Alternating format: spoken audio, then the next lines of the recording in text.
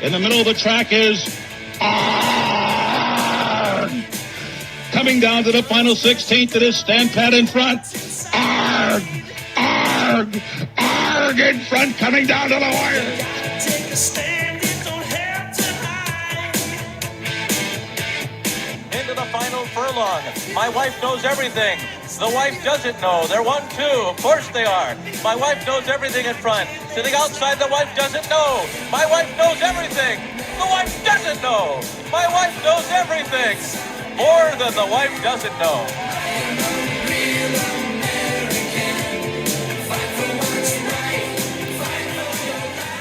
Hello and a warm welcome. Yes, it is Yankee Tank Action Breeders' Cup time. And what better to go through this show than have my best people on the show? It's John, Nick and Jack to do 2 days of Breeders' Cup Yankee Doodle action. Good evening, chaps. Yee-hoo. Yeehaw. Good evening, all. Nick, that sounded like Dale Winton. Is it? Oh, wow. Michael Barrymore in Swimming Pool. What? Oh, right. Well, it's California now, isn't it? That goes on there, doesn't it? Well, yeah, plenty of Slim that. Thady. 30 out there and everything. It's going to be a fun weekend. Anyway, without further ado, it's going to be a busy show, so we're going to get on with it. 2 nights, of course, Friday night and the Saturday night. Patreon members are getting both nights. If you are a free listener, you will be getting it Saturday morning for the main Breeders' Cup night, but obviously Friday is for Patreon only. So let's make sure we give loads of winners on the Friday. Right. That's terrible. I shouldn't say that. So then, the first one on Friday evening is, of course, the Breeders' Cup Juvenile Turf Sprint. It's over 5 furlongs, and I know for a fact, especially if you're a Patreon member, that Mr. Nick Davis, he thinks he's found a little gem here in the Japanese horse, Nick. This is potentially an absolute speedball, is it not? Ikoro Siege. Yes. The most thing is it missed the break badly and was within a furlong. It was up there. If you go by Clevin Blake's theory, do you remember he wrote a thing about I think it was drawn 1. The horses are more prone to miss the break if they're drawn on the inside or outside. I remember reading that article, so I could put it down to that. He can't do that again. I'm fairly confident. He's got some pace around him. He's in the right place. I think 6, 7, and 8. I mean, if you're drawn on the rail, it can be good, but only if you take advantage of it. If you don't break on the rail, then it can be the worst. You miss it and you're toast. American, they don't seem very sort of confident. I mean, Governor Sam's about the best of them, and he's been doing bayers of really consistent bayers, 77, 75, 78. The rest of them don't seem to have that much pace. There could be some pace on from the inside, but hey, they've got to hit it. And Trap 1's a non-runner, I see now. So you've got Asterius on the inside and Big Mojo. Everything depends on the break. But if he breaks alongside with Whistle Jacket, Shareholder outside him, he's got every chance of going in there. It's just the easy did it.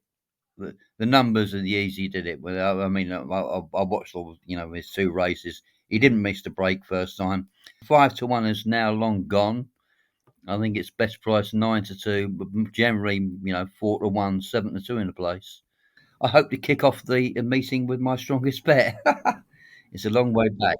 I think you will. Honestly, I really think this is a fantastic case. It's in the public domain. I'm surprised it's the price that it is, because I don't think the European contingent for this race is particularly strong. The winning time of, like you said, 108.09, you said it in your Patreon article, it was just 0.2 seconds shy of the 2-year-old course record. And just the month later, he smashed the course record by 0.6 seconds on his second start. And for all you sort of like time boffins, it's comparable to that of older horse group performers in terms of time load levels. And I think because the Americans, and to a degree the British, can't get an angle, they like a number, and that's not available. It's difficult to sort of put a number on that because you don't know what he's beating. But the facts, time-wise, you have to look at that.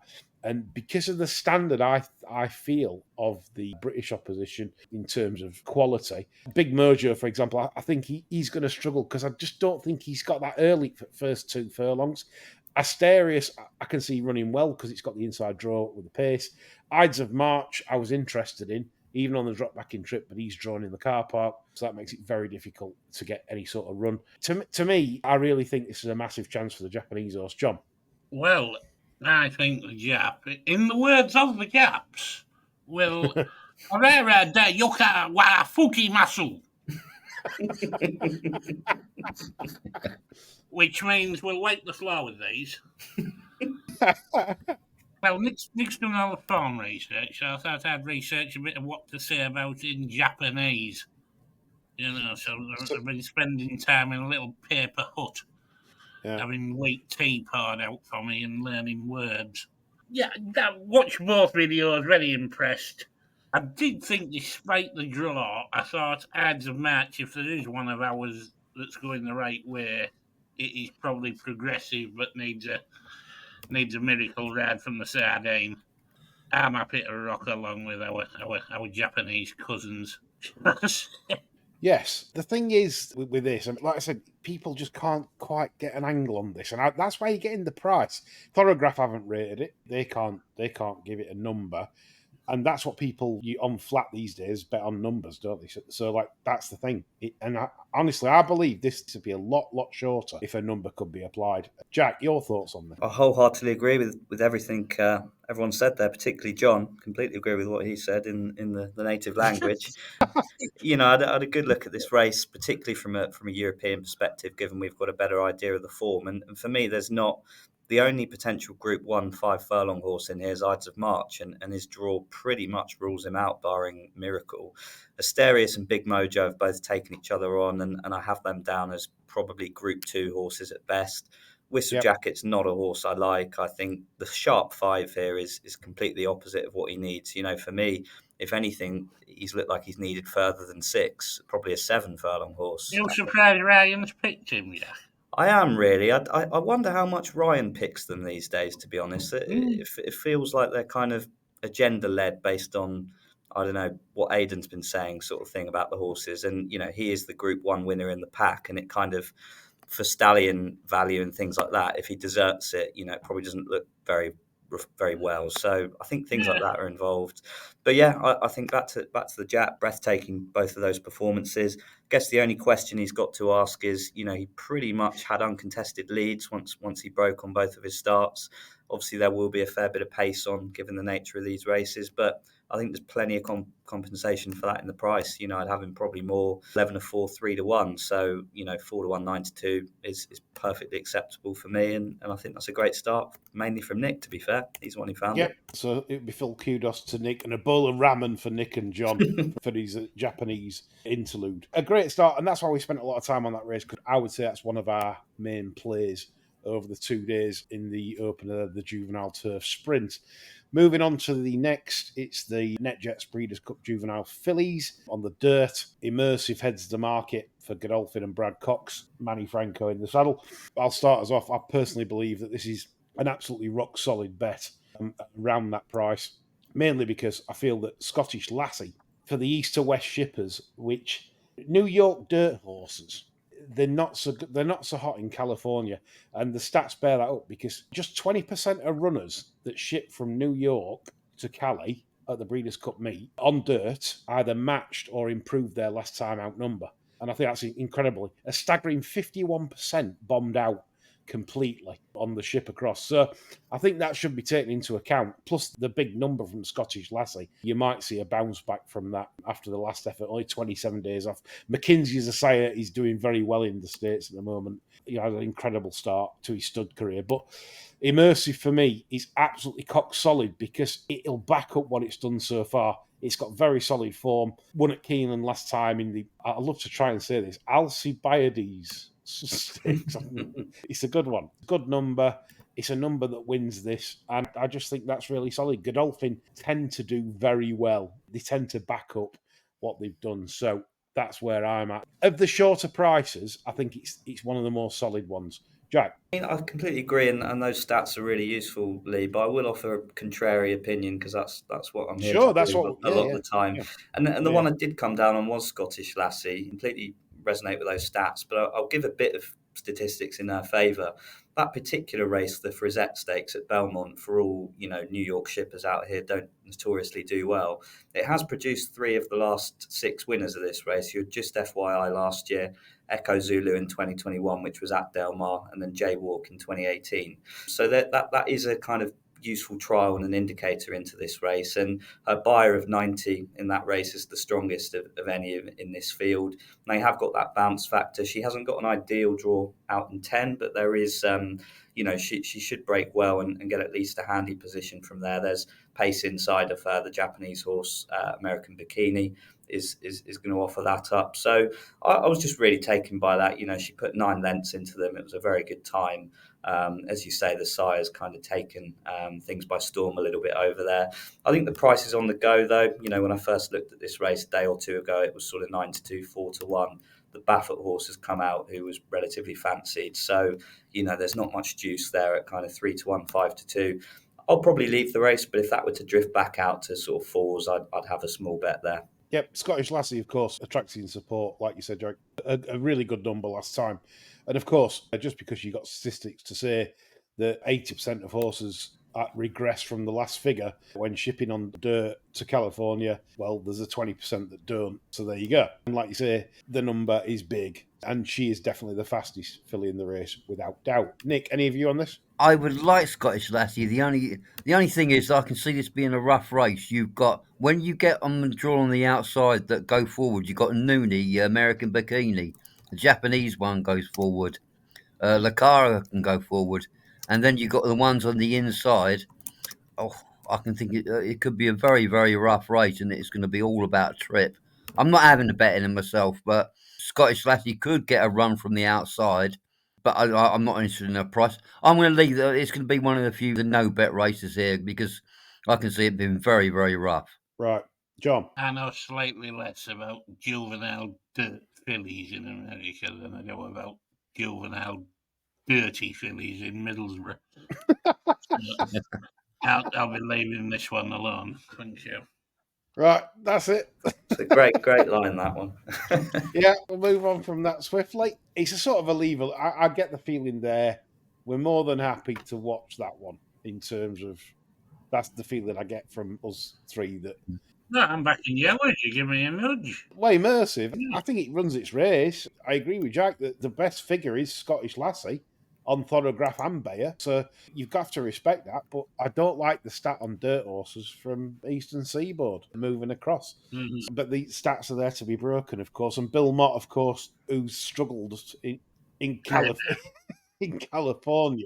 He made the stats boys pay last year, but I think he got everything that he ran above the station at Santa Anita.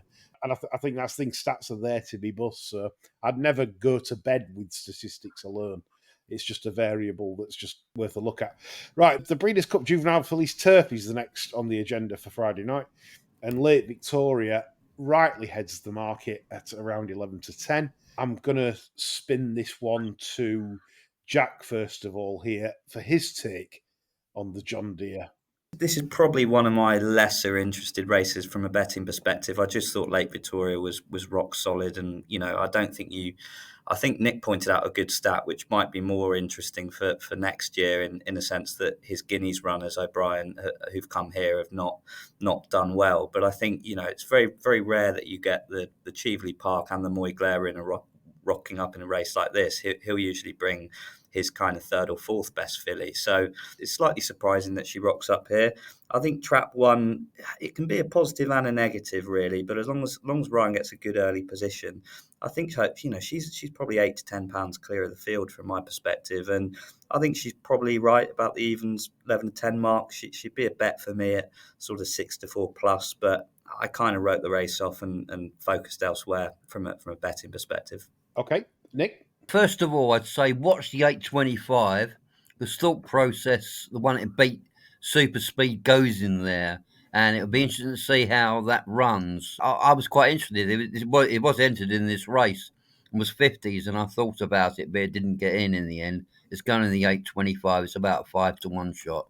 Totally Justified is a lot shorter on the US morning line than it is. They make it a 2-horse seat between that and Lake Victoria. It's only about 5-2. So if you do like it, it's very consistent and it hit the numbers 86, 84, 82. Very, very consistent numbers, and it'll be well placed. I don't know how he's going to ride Lake Victoria, because in the Moyglare, it got a real pace to aim at, didn't it? And it cut them down at the end, and then there was 6 furlongs. So how's he going to ride it on a mile? Could be interesting. Nitrogen will go forward as well. If you want to be really boring, if you think Lake Victoria's a certainty, I'd do it with totally Justin the Wide in a straight forecast. Might pay 5 to 1. That's really, really boring though, and I'll probably leave it alone. I've view here. Jack's correct in the fact that Lake Victoria is on another level to these fillies. The key, if you've taken the 11 to 10, it's going to clearly be a blogger bet. That's my nap. Blogger will be all over this on Friday night, saying this is a rocket, a good thing, right? That's blogger bet for Friday. You can sort of see if Ryan gets a nice tracking position on that inside, then certainly Lake Victoria is going to take a lot of beating. Nick likes his exotic, and I think Nitrogen is a very interesting runner at around 40 to 1. And you should be putting her in trifectas or forecast because she is a maiden. People say, well, that's a negative, surely. Well, no, it's not, because Mark Cass could have ran numerous horses in this, which he has in a way. He's got quite a few runners, but he's got more. He's got fillies galore. And the fact he's letting this filly take her chance, I think, speaks volumes, because she ran really well in the Natalma at Woodbine. Vixen beat her, but Vixen of Mark Cass's is drawn in stall 13. That's a really tough draw to overcome. Nitrogen has got early speed, which is, it suits Delmar. Woodbine, it's a galloping, expansive track. Delmar is tight, and Nitrogen has that early pace to get that lead on the inside. You can't be laying 40 to 1 about horses that are going to get the lead on the inside at Delmar with a good jockey up in Ozzy Ortiz. So how that is 40s, I have no idea, because that's the one that's going to belt on the inside. And I think it's one of them. Is it good enough to win the race? Probably not. But it's one of them that I think you can use in exotics, Nick. Would you sort of agree with that? There's not bundles of pace in the race. That's Yeah. going to be there. Thought Price is going to be up there. I don't know how Lake Victoria's going to rid, but there's not bundles of out-and-out front runners in this race. Where Lake Victoria will not be able to match Nitrogen for early pace. So it's a case of Lake Victoria is going to have to hopefully try and track it through, which Ryan, who is superb, may be able to do. If he doesn't, and then others cross Ryan, Ryan might find himself in a tricky 6th or 7th on the inside down the back straight. And that sometimes is not where you want to be when you're taking 11 to 10. So that's where I'd be. I'd be playing Nitrogen. I don't know, some kind of place markets, exotic. Don't know. See on the day what you can find. John? I'm just having a very small play on Mayday Ready. Overcame a boatload of trouble last time when beating Totally Justified.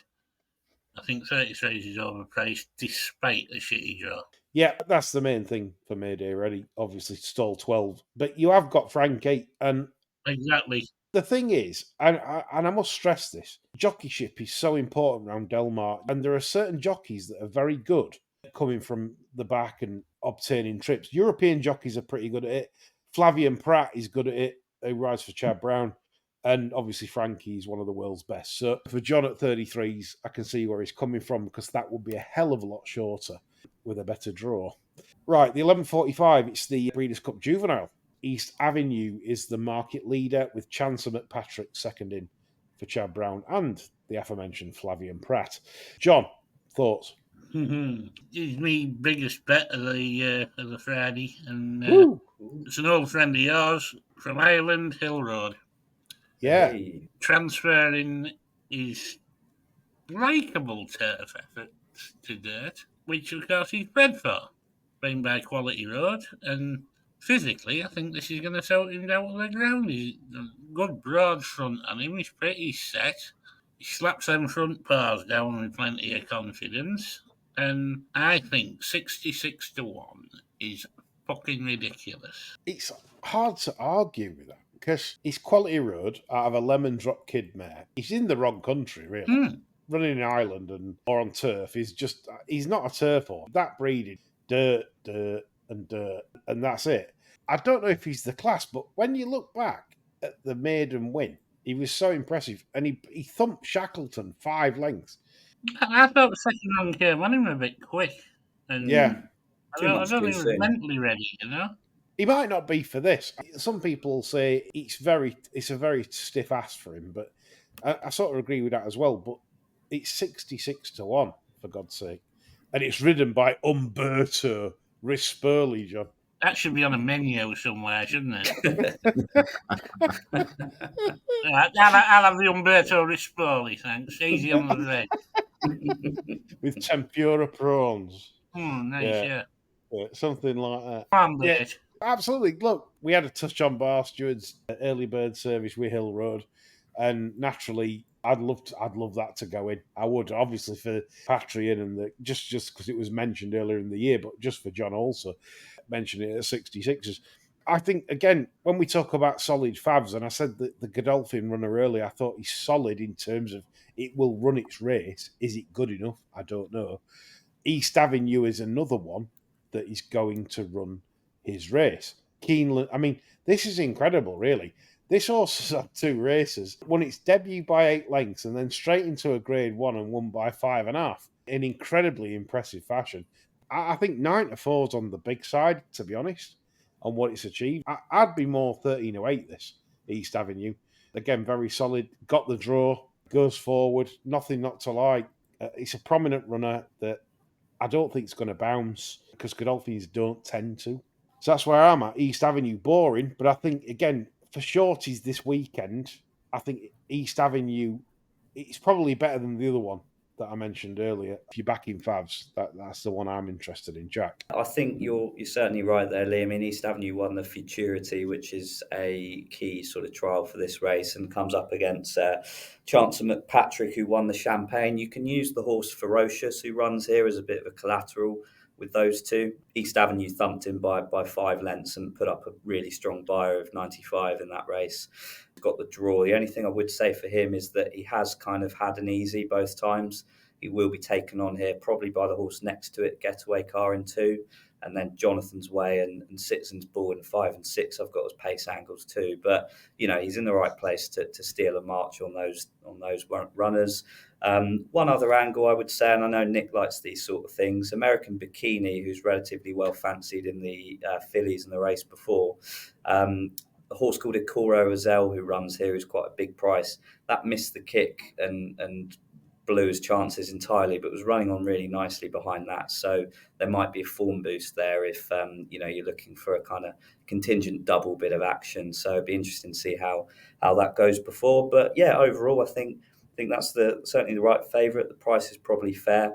But equally, if you wanted a bit of a fun one at a big price, I certainly get the case for Hill Road as well. And 66s certainly looks overs to me. Good stuff, Nick. I think Bob Baffert's going to do a number on the favourite. Oh, still. I think Getaway Car and Citizen Bull, Ferocious before the time, it got a terrible trip behind East Avenue, got bumped up right on the rail in their last time out. East Avenue last 23, 18, 46, 76, 11, 1, 11, 20. Getaways ran about 23, 21, 46, 62. And Citizen Bull can go forward as well, though I'm not sure that's got the pace. I think he sacrifices those two for gaming. He loved the really, really fast 7 furlong pace last time when they went fractions of 21.85, 44.35, 109.71. I think Bob Baffert does a number on the favourite here. I don't think Citizen Bull or Getaway Car are good enough, but I think they're in the race for a reason. You make a good case there because he did do a nice figure last time out and has been given a lot of time off coming here fresh. On paper, Nick, this horse comes in here as the 3rd fastest horse. I can't see why the other 2 Baffert ones are in there. I don't think they can win it. No, it's a good angle. 12.25 is the Breeders' Cup Juvenile Turf. Another Grade 1 affair, of course. New Century is 9-2 market leader. Al Qudra is 6-1. What are we thinking here? Jack, I'm coming to you first. I think this is probably my strongest bet on Friday, and I'm with the Godolphin's second string, Al Qudra, who is priced shorter than his stablemate, who would be the apparent first string, but I think they've got that the wrong way around. A few stats on the race, typically dominated by the European horses. They've won 5 out of the last 7. Charlie Appleby and Aidan O'Brien taking all of those bar 1. But I think the key form race that I thought put up strong figures was the Group 1 Summer Stakes at Woodbine last time out. If you go and watch that race back, a horse called Dream On was in front who reopposes here at a big price. Now, that hung all over the place, totally wiped out Al Qudra for me, and then New Century's just come by and picked up the pieces. So I think there's a fair case for that form being reversed. Al Qudra's already beaten that horse at Ascot in the Pat Edery earlier in the season.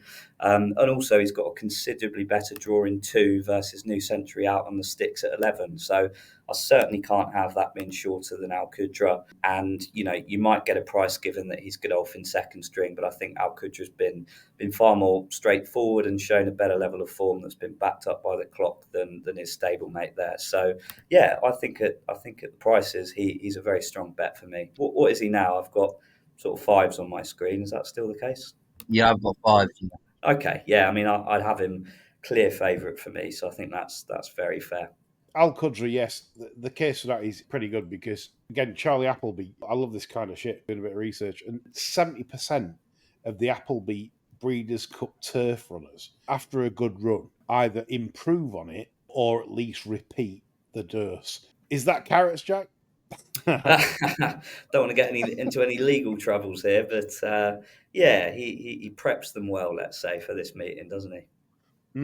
It's a good start, that. 70%, 7 of his 10 runners in Breeders' Cup races on turf, they've gone on to either improve or match what they've previously done. I believe he's something crazy like 10 for 20 all time. Got like a nigh on 50% strike rate, which is ridiculous. Amazing. He's 4 from 8 at Delmar, so like with his Delmar runners, and that'll all be great. That'll be all like Group 1s because obviously when Appleby runs over there, it's all group races. So it's an incredible statistic. So the carrots are good over there for the Appleby team. Nick?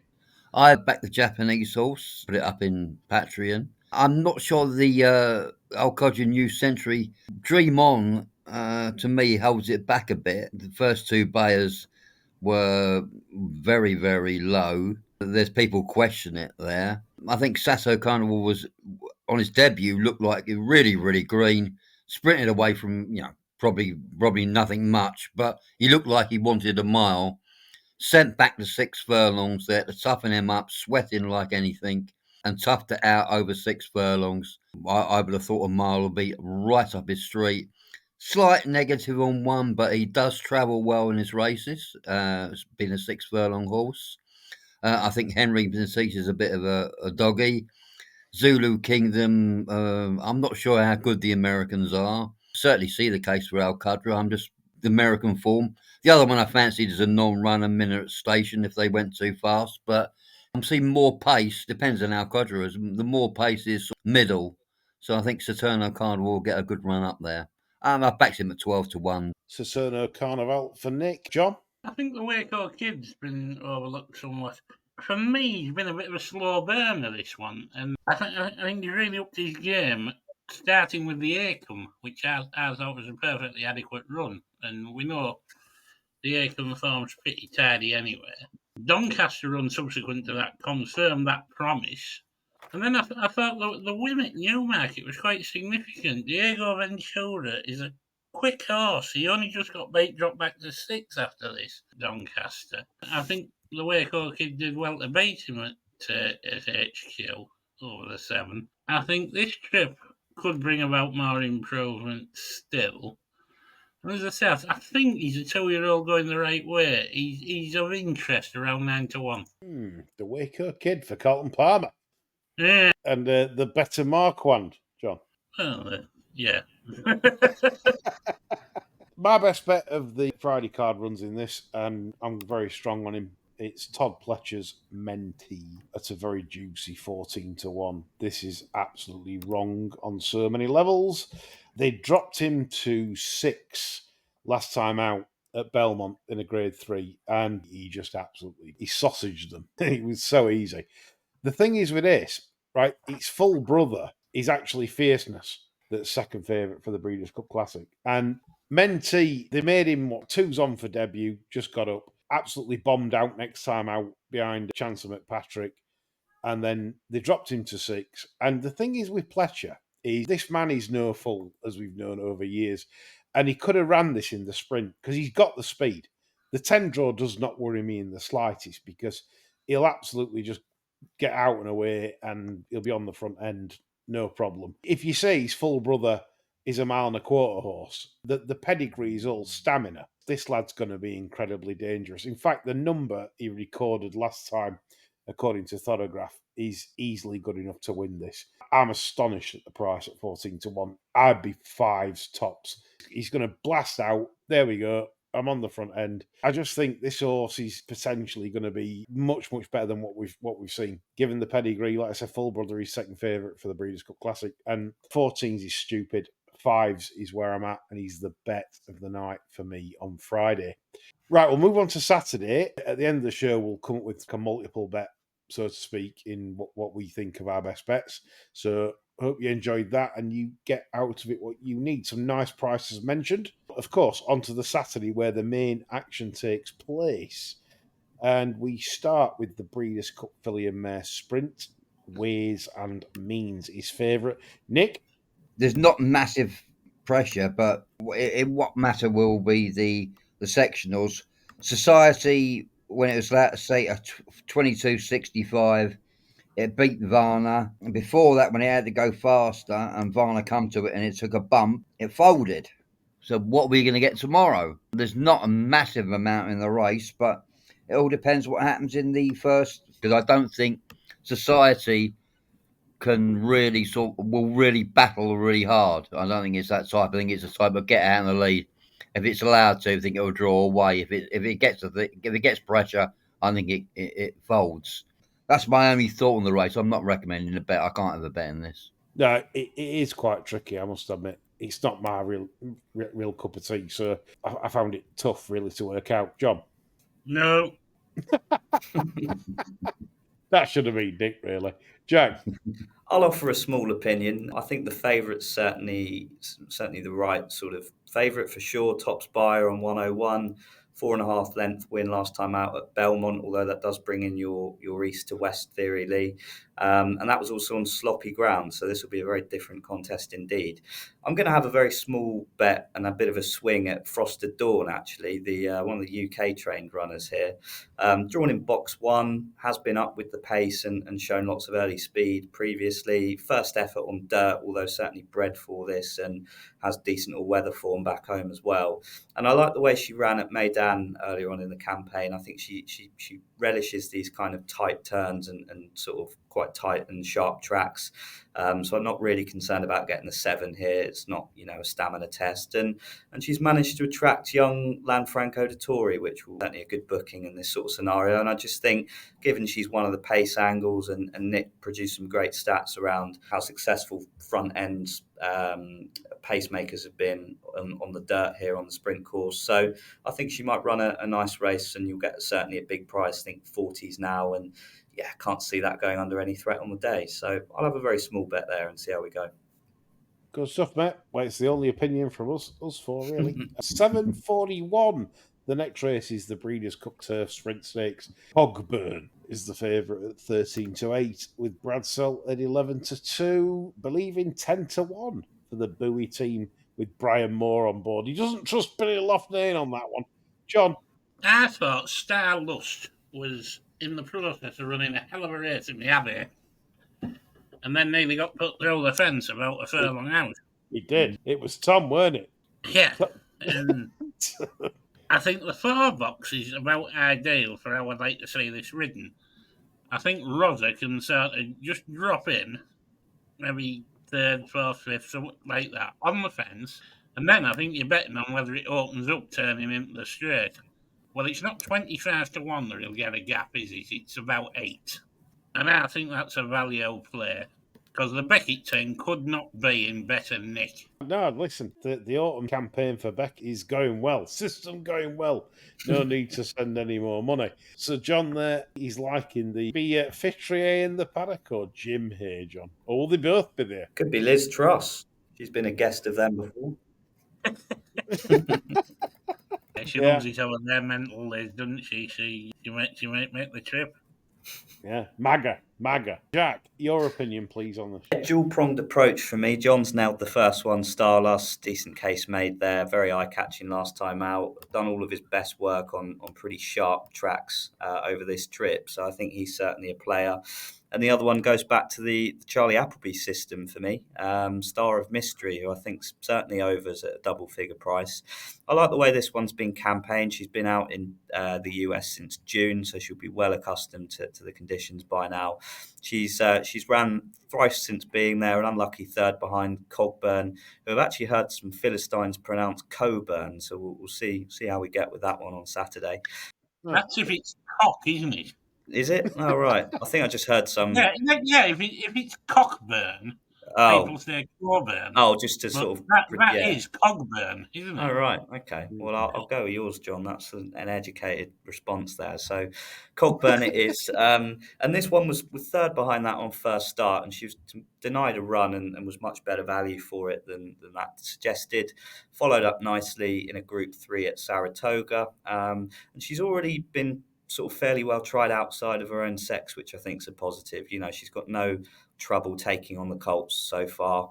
The negative would be the sharp 5 here, possibly being a little bit short for her. I think she's done her best sort of work over kind of 5.5, 6, but she can get herself a nice sit from draw 6. I think she'll be one that will do in her best work late, and she'll be there on the premises, and I think there's plenty of compensation for that in the price. So, it'd be a split stake on those two for me. Cogburn's been put in very short at 13.08, but rightly so. The numbers suggest Cogburn will win the race if everything goes right. But there's a lot of variables there. He's got a break. He's in trap 9. He's got to get a nice position.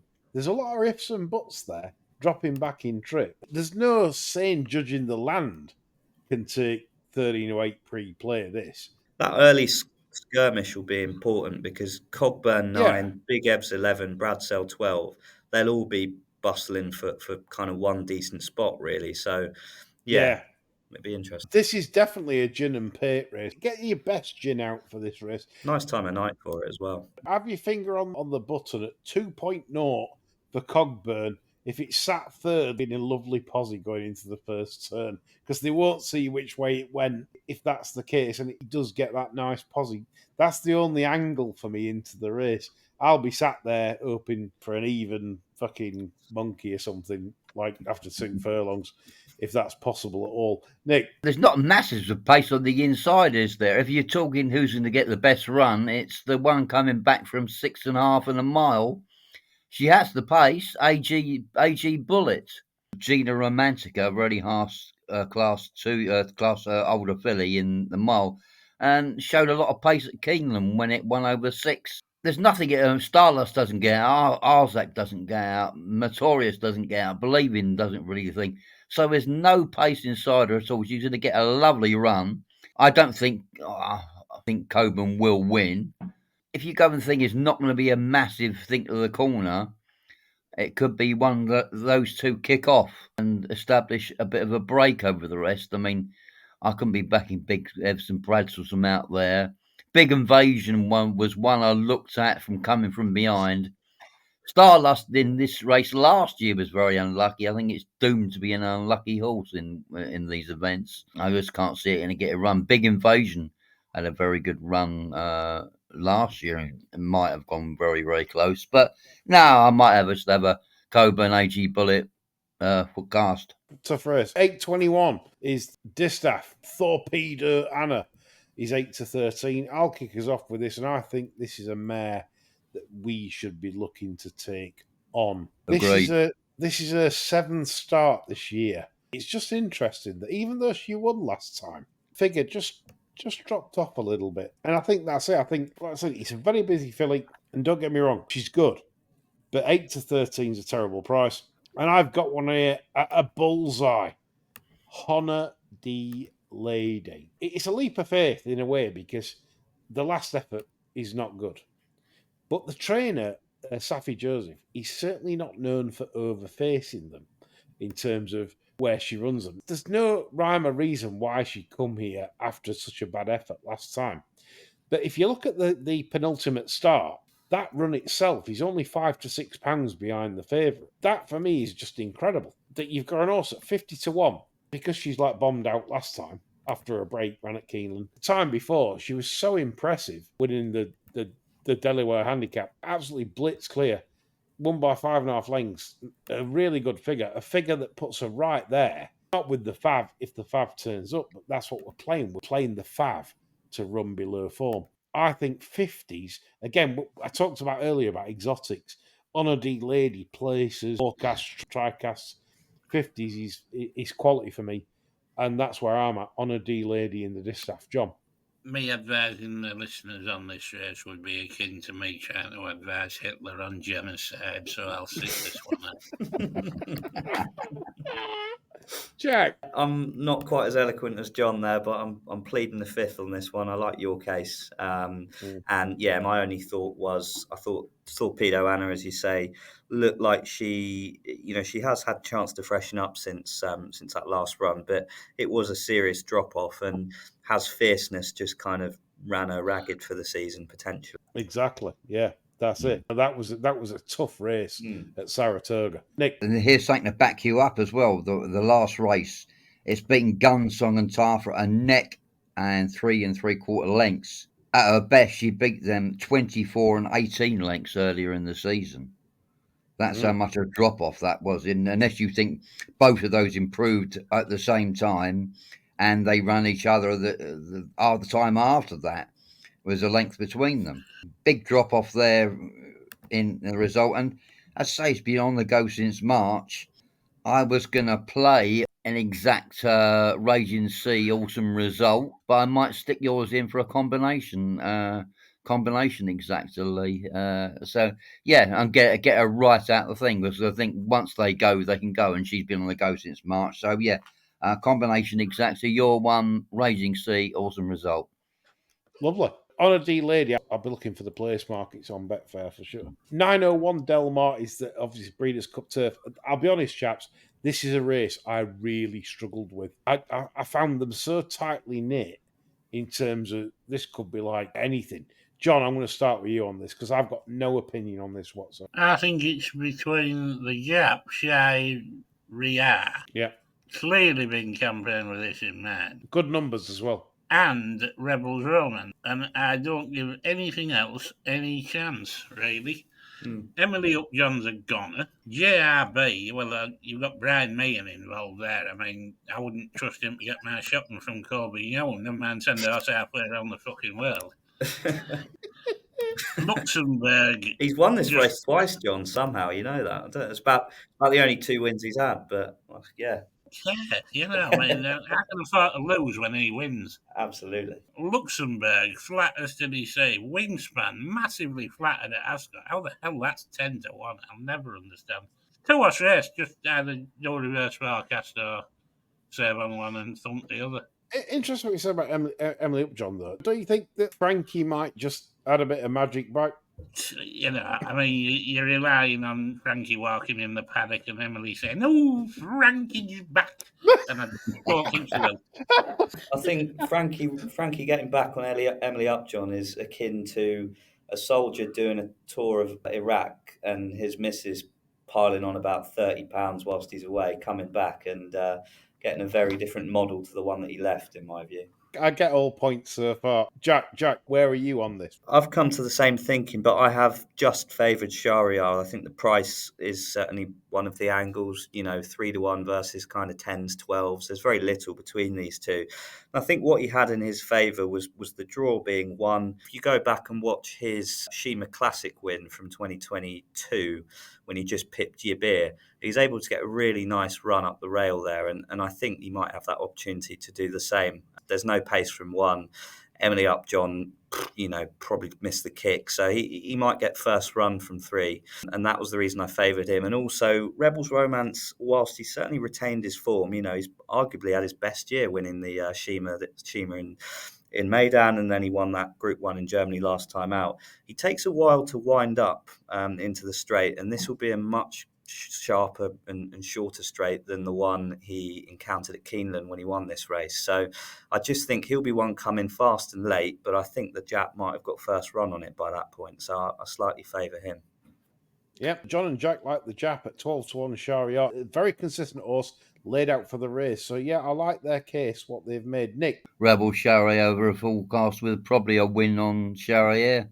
I've written my Patreon piece, that's what I said. There are Claxon Jewel forecast there. It's like a foghorn. It's a foghorn Klaxon dual forecast. It's a fogcast. Trifecta fogcast superfecta cast. Is it like an alarm when there's a bomb coming or something, like a siren? Yeah. So despite me having no opinion, which is a good thing, you've managed to do good old foghorn Klaxon cast in the Breeders' Cup Turf, which of course is substandard. A disappointing year, I think, for the Breeders' Cup Turf. And of course, we move on now to the main event, which is 9.1, the Breeders' Cup Classic. The problem with this, though, why have they moved it, John? What are they doing? This used to be the last race of the night. Is the Breeders' Cup Classic not being watched worldwide? This is terrible, isn't it, really? The highlight of the night, it should be the last race, shouldn't it? It should. Wouldn't bother ITV, they could have showed it like the middle of the morning or whenever it is. Is it You know, Whirlpool moving again? an episode of the Swain. Yeah, it's a shame, but you can't back him, can you? But let's cheer for the boy. Yeah. It's one of them. I'd cheer for City of Troy, of course. It'd be great for the game. Johnny Murter would even say, I love this game if City of Troy won.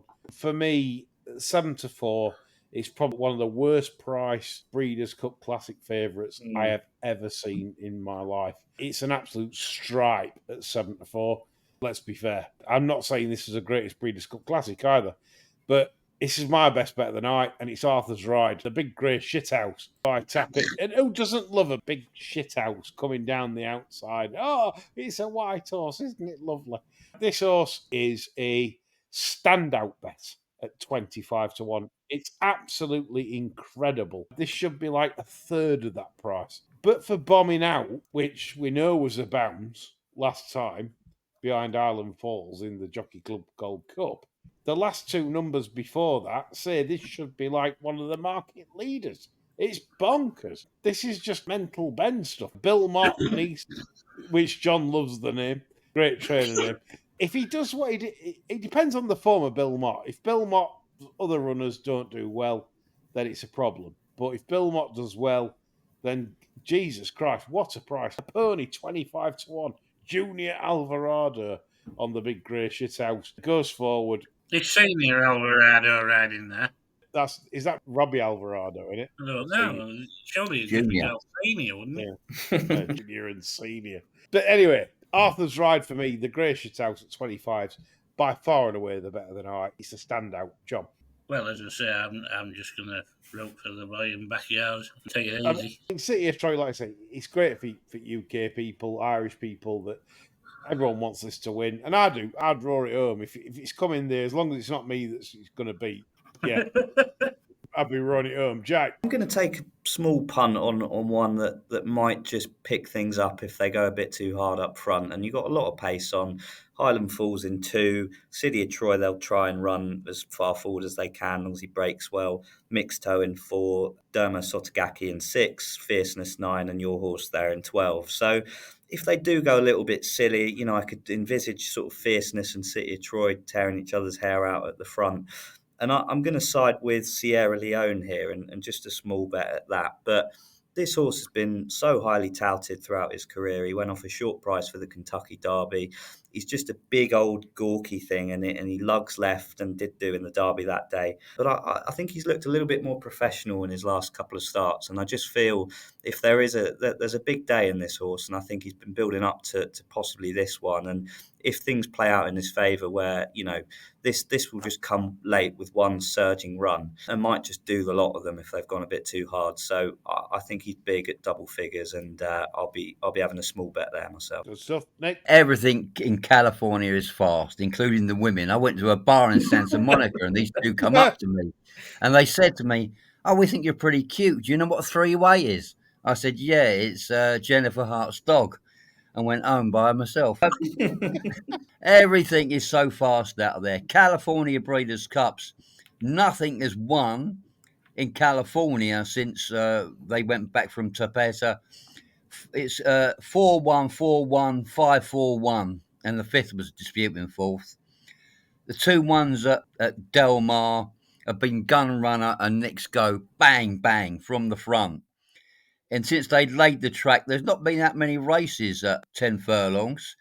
I think it's been 12. 8 have been run by front runners, 3 have stalked, and only 1 has come from the back. It's all about speed. City of Troy will get the shock of its life. Not only the early part of the race, but from the 8 to 4 foal, he went 49.24 at York. Gunrunner's Classic, it went 1.24 seconds faster. Next Go went 2.36 faster. This is from the 8 to the 4. The Travers was 1.04 faster. I'm in with Lee. I think the last time Arthur's, there was something wrong with it. It bounced to hell. It wasn't getting the big pay. It went quicker in the. It went quicker before that in the Whitney than it went in the Jockey Club. It just was one of those days. I think it's a massive price at 25 to 1, and I agree with Lee there. Klaxon time for the big grey shuttle. It's really Klaxoning there, then. Yeah, definite Klaxon there. 25's Klaxon, we love it on this shirt. We've done the breeders. Yeah, we don't like City of Troy, but we still want it to win, sort of a betting way. 10.25 Del Mar is the Breeders' Cup Filly and Mare Turf. Strangely, so Santa Anita's was 1.25 miles, which in Spiral won. This is 1 3/8 miles, of course, which is 1 3 furlongs. Cinderella's Dream is 11 to 4, and I'll kick us off by saying Cinderella's Dream has not one performance in its entire career, not one, that entitles this to be fav. Shit on the numbers. There's just nothing that says this 11 to 4 fav. Sorry, but it's a no. If your favourite in a Breeders' Cup race, you must have run fast at some point. This filly has not. And that's my angle. It's a massive stripe, Cinderella's Dream. I'm happy to have egg on my face. That's my opinion on the race. John?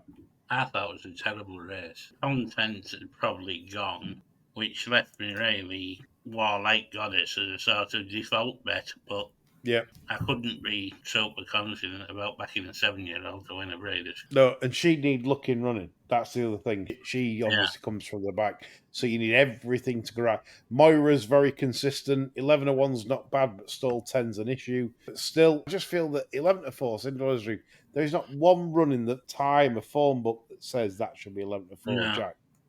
My strongest bet of the weekend runs in this race. Oh, Yeah. Raw. Spent ages on it and thinking, is your best bet really in here, you mug? And yeah, I am a mug and it is. So there you go. It's Full Count Felicia. Reasons I think the reason as to why primarily. There's a real lack of pace on here, which I thought was interesting for a Breeders' Cup race. You know, all the others are littered with front runners, but she's in 2.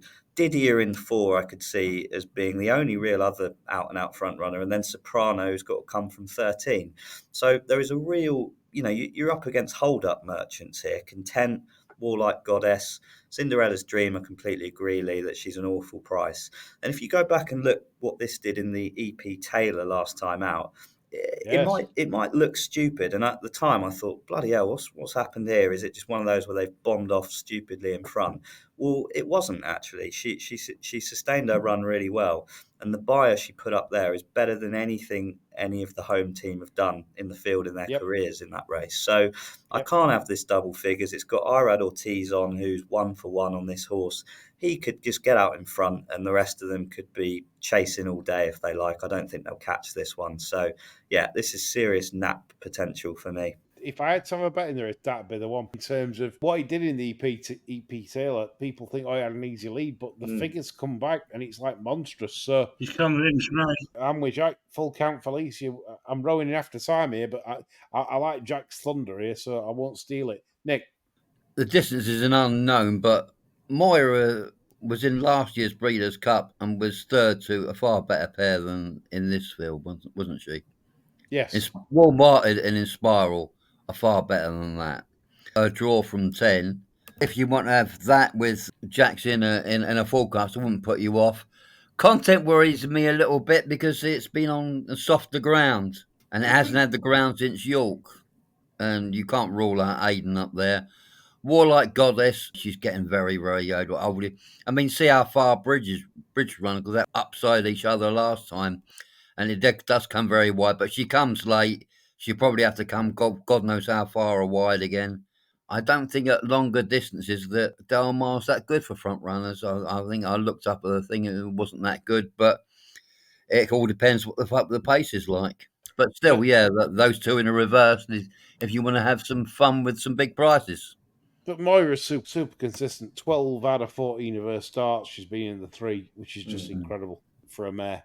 Right, move on to the 1105, the Breeders' Cup Sprint, Grade 1 Federal Judge Mullikin. I would take those two on in terms of possible bounce prospects. This could be an absolute mess of a race. This race could fall apart. Nick, I'm coming to you first because I know you've got one at a big price here. Yeah, if you've got a William Hill count, 33-1 Gun Pilot, it can be up there with the figures in this race, and it's going to get the pace set up it likes here. I mean, there's going to be so much going forward. If you do back probably one from the front, maybe Mullikin might last a bit longer, but if it goes to form, this is just going to be yuck, and they'll want to come back to you. You might want a sort of exacta with all the finishers, remake Nakatomi Gun Pilot, and a combination exacta. But if you got William Hill, 33's Gun Pilot, it's short of 14s with Ladbrokes. That's way over that 33s. It's a brilliant bet at that price. I can see the race falling apart, like you say. And Gun Pilot, of course, had the dead rail last time and bounced the time before that. And if you take those last two runs out, it's probably going to be about an 8's chance. And that's the difference. The public don't probably see that. But it's a good choice, Nick. Jack? This was my one sit-out race, to be honest. I had very little opinion there, so I will lean with you both on this one. John? Nothing. I'll be making a strong gin to try and keep myself awake, I think, at this point. It's going to get tough at this time of night if you've been drinking and pay earlier on. Will it be your second bottle yet, gin? I've never done that. I've done a litre in an evening. I've never gone on to a second. Might be a first. So this Breeders' Cup Mile, I'm a bit disappointed that this hasn't got centre stage earlier on in the card. I feel this is very disappointing placing from the Americans that they've put this on so late, because this is probably a better race than what we're getting earlier on. Notable Speech is 3-1 favourite. Quentin Franks very much liked Notable Speech. He says, back this, add the lot on and go to bed straight after this. Jack, where do you stand on this? I think I will side with Mr. Franks there. I think this is the perfect race for Notable Speech, to be honest, and he's had a good education to cope with this kind of setup. You know, if you look at his all-weather profile from when he was at Kempton, he's used to those sort of turning and bendy miles. The ground would be perfect for him. You know, his only two flat performances that he's had have been on well, Ascot, I think, was just a bit of I don't know what happened there, really. He was held up at the back. It was just a bit of a non-event. And then I think he flopped on soft ground at Longchamp last time out. So, you know, he'll be carroted up to the 9s. I think he's the strongest favourite on the card, I'm going to say, at around that sort of price. Porta Fortuna, really respect the filly, but, you know, I think she's got to go and prove it against the Colts and up against a very good one here. The French horse was excellent in the 4A, but I just don't like trap 1 for it whatsoever. Just screams of... And that jockey, Aurelian Lemaitre, he's Mr. Stones, Monsieur Stones, that man. There's so many that he's... that's his nickname. You know, there's been so many that I've seen over the last couple of years. So that just screams nightmare. I think if the home team, Carl Spackler, is possibly big price at double figures, but he's got to come from 12. So, yeah, I think Notable Speech is rock solid at sort of 3-1. Only thing I'd say with Carl Spackler, obviously, the draw's terrible, isn't it? The trap 12, that's real bad. I think that's where we can sort of ignore that. And I'm going to give punters one at a price here, because Notable Speech, yes, I am a 4. It's a positive.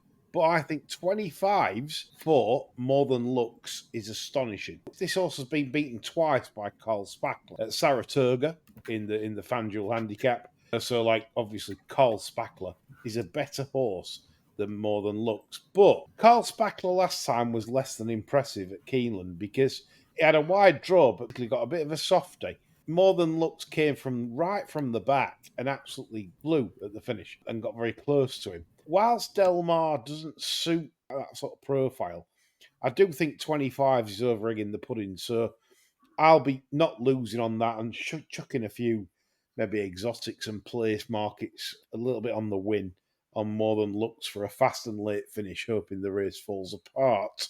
That's where I sort of stand in this race. Nick? I'm entirely agree with you. I'll probably I'll have a small exacta with Noble's speech there. As I say, Ramatui and Colt Spackler, they probably wish they could swap places, don't they, on the draw?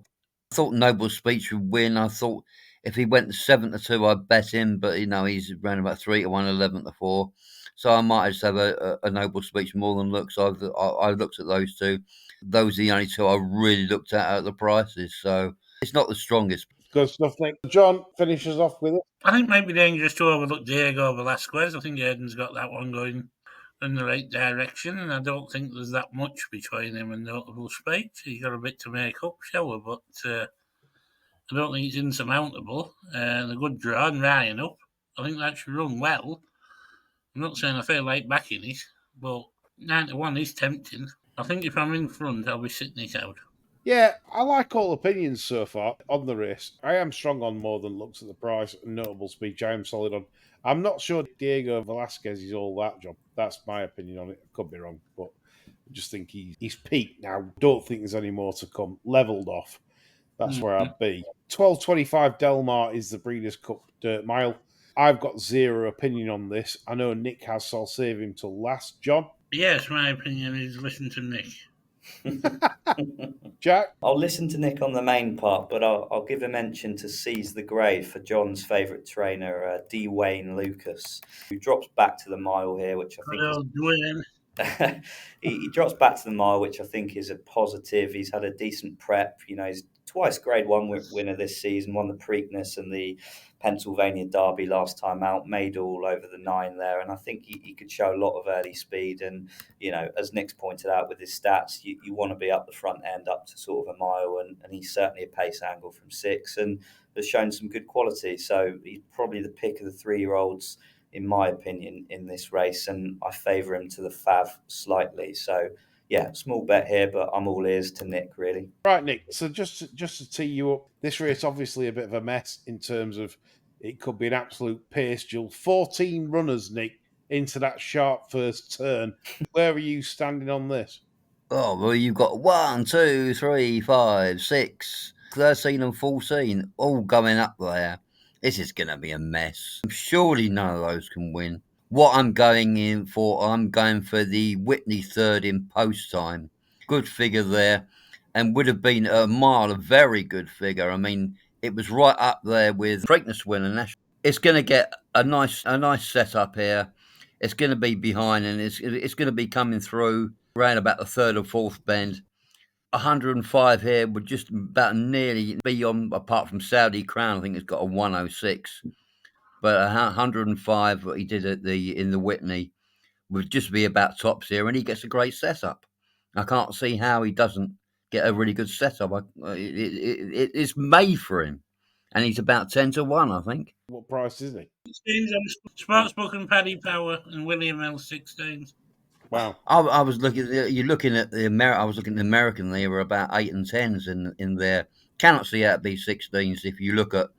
If you go back and look at the Whitney, like at a mile, it's a mile and 1. I'm sure back a fast run mile will be right up this one street. So much pace here. I can't say how it's not a pace duel.